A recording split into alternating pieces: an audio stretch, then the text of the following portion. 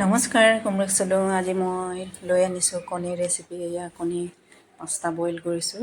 Boil কৰি মই এয়া ঠাণ্ডা হ'ব দি এয়া ফ্ৰিজত ঠাণ্ডা হ'ব দিছোঁ। তাৰপিছত মই ওলাই আনি কাটি এটা এটাকৈ কাটিলোঁ। এই কাটাৰ প্ৰচেছটো মই দেখুৱাই দিছোঁ। এনেকৈ ঠাণ্ডা হ'লে কাটিবলৈ মানে ধুনীয়া হয়। এয়া মই গোটেই কণীখিনি ইয়াৰ ওপৰত নিমখ আৰু হালধি ছটিয়াই এনেকৈ ভাজি আছোঁ। এয়া ধুনীয়াকৈ ফ্ৰাই হোৱাৰ পিছত মই ইয়াতে মোৰ আজি ইয়াত পালেং আৰু ধনিয়া, মান ধনিয়া, আদা, নহৰু আৰু কেঁচা জ্বলা দি পিনি মই পেষ্ট বনাই থৈছোঁ, মিক্সিত খুন্দি থৈছোঁ। এয়া সেইখিনিৰ লগতে মই কণীখিনি বনাম আজি। এয়া ভাজি আছোঁ। সেইখিনি তেলতে মই আকৌ বাকীকেইটা কণীও ভাজিম।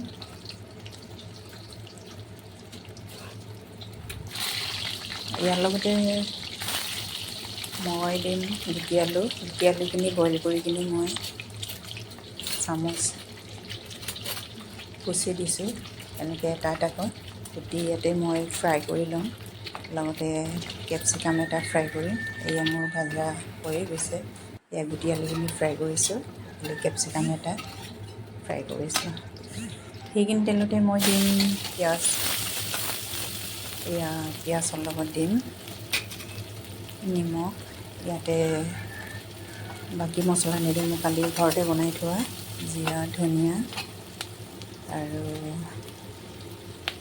জালুক অলপ দিছোঁ। এইফালে দিছোঁ ৰঙা জলকীয়া। ইয়াত দিছোঁ আদা আৰু নহৰু। এই পেষ্ট বনোৱাই কিনি মই ইয়াতে মছলাৰ লগত ধুনীয়াকৈ ভাজিম। ভাজি আছোঁ। ভাজাৰ পিছত দিম মই ইয়াত গৰম পানী অলপ এড কৰিম। এয়া মই আকৌ ঢাকনি মাৰি উতলিব দিম। এয়া উতলি অহাৰ লগে লগে ভাজি থোৱা কণীখিনি দি দিলোঁ। এয়া হৈ গ'ল। সেইটো প্ৰচেছ আপোনালোকে বনাই খাবচোন, ইমানেই ধুনীয়া লাগে নহয়। এয়া মোক কমেণ্টত জনাব কেনেকুৱা লাগিছে।